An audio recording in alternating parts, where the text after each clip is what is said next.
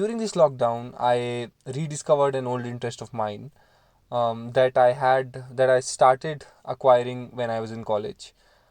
I rediscovered chess. I started playing chess again, and I've been playing fairly regularly for the couple of months of this lockdown, and I've gotten pretty okay at it.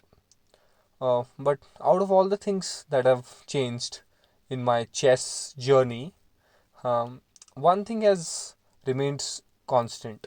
It's the taste of defeat. It doesn't matter if I lose to a 600 rated player or a 1200 rated. The feeling is exactly the same. I feel the exact same amount of anger and sadness after every defeat. I can't seem to end the day on a loss. I play until I win and then I sleep. Um, Even if I win like 7 out of 10 games in a day, those 3 defeats would spoil my mood more than the um, 7 wins would lift it. So this got me thinking, like, why does a loss feel more bad than a win feels good? Let's discuss this in today's episode of Perfectly Average.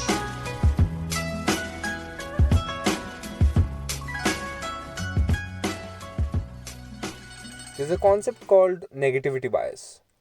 It basically means that a human brain focuses more on a negative experience than a positive one. This is simply because evolution has taught us that focusing on a negative experience can prevent danger, especially danger to life, which is essential for survival of the humankind.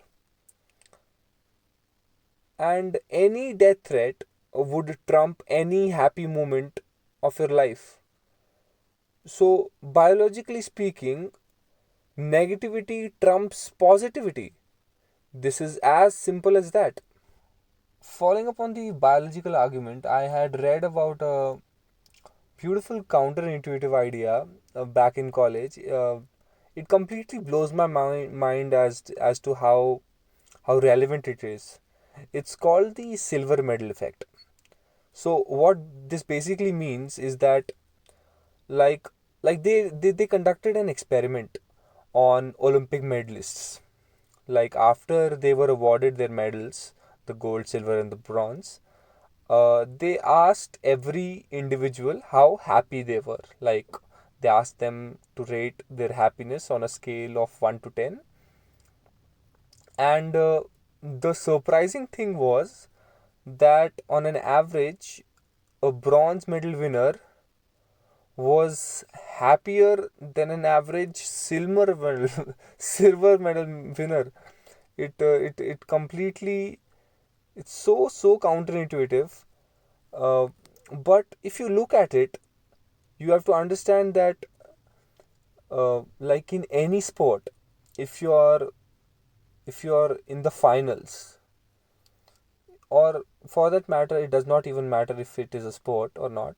If you're in the final contention of any award and then you lose, then of course uh, you are the first runner up, but you're also the first loser. I understand how sad that sounds, but it is so relevant that the person in the finals would like to have an opportunity to get the gold medal. The bronze medalist didn't have a chance at all. So it is understandable how a bronze medalist would be happier than a silver medalist. So we've understood how there's a biological bias in our brains towards negativity and how that affects our relationship with losing and winning. But the title of this podcast says positivity is stronger than negativity. And what does that mean? How is it stronger? Let me give you a like a example of why that is true.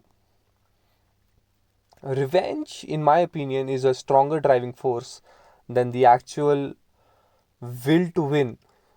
Like if I challenge you at winning at something, that that drive would be stronger than you trying to win at that same thing through your own inherent uh, like decision.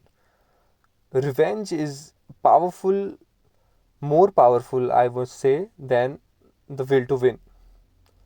There's a lot of examples to support this argument, but I love a beautiful example that's a lot that deals with a very popular figure. His name is Dave Mustaine. Maybe a lot of you have already known, like you know his name. He was the lead guitarist at Metallica before he was kicked out of that band, and he started Megadeth. And Megadeth in itself was a huge band back in the 80s and the 90s. But uh, if you pick any of his interviews out, and a lot of obviously a lot of people have asked him how did you feel about being kicked out and everything like that. uh, the answers to all of those questions is are pretty simple, that he wanted to show how good he was and that it was a mistake to kick him out, and they were going to pay for it. And they did. Megadeth was one of the biggest bands uh, in metal. Uh, so yeah, uh, revenge can do wonders for you if you take it in the right direction. The other thing I think is true is that positive motivation is harder to get. Negative motivation is way easier to get than positive motivation, because positive motivation will only work if you know what you want. It is for your inherent joy. It is not driven by some external force. Right? Positive motivation cannot come from the outer world, it comes from inside. And most of us don't know what we want. Most of us don't do what we truly want to. We do what we're expected to do, and what we think is going to help us in the longer run. That's why we go to big colleges, universities, jobs, because we think that is what is making the world happy, so it must make us happy too. There's a lot of implications of how positive motivation is not as good as negative motivation.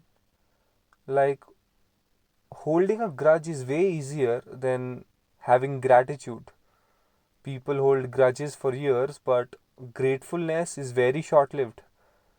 Uh, Similarly, like saying yes to anything is so hard. That's why when we see movies that are adventurous and thrilling, we feel like they are doing something that you're not supposed to do, because most of us have not said yes to a lot of things in life, and we felt like we're not supposed to do them. Like losing is also very easy. Like I can lose at anything without even trying, right? uh, it's so easy, and obviously the path of least resistance is where our mind goes. Winning is way harder, so so of course uh, losing is the preferable way for our mind, but winning takes patience, effort, and commitment, which most of us lack, and hence positivity does not work as good as negativity does. This bias can also be understood very simply through day to day life. And like we see that critiquing is way easier. Critiquing food is way easier than making food, right? When I had an anecdote about this. When I uh, when I got into college, one of the first things that we did in our personality development classes was to do a SWOT analysis of ourselves. And when we started doing that, I realized that I filled out my weakness section pretty quickly. I had at least 8 or 9 big weaknesses written down, but I did not have uh, a couple of more than a couple of strengths, maybe not even two. So I leaned to my friend, um, and I said, "Hey man, can you tell me five strengths you think that I have?" And he told them to me instantly. And he then asked me the same question. He said, "Hey man, can you tell me my 5 strengths?" And I had told him his strengths. So I realized at that point as to how we gravitate towards negativity, be it for ourselves or for others. We don't appreciate the goodness as much as we critique the badness of something. Negative reviews on Amazon are so descriptive, and 5-star reviews are barely written. How many times have you gone that you on a product that you've liked, that you've bought and you liked, and you've gone back and written a very descriptive review of that product? Very few of us might have done that. This is also because affirmation requires you to prove why you're right. Denial does not require you to prove anything. You can simply deny something without having to have a counter argument to that. Like, why do flat earthers exist? That's because they just simply deny every evidence that is given to them that proves that the earth is round.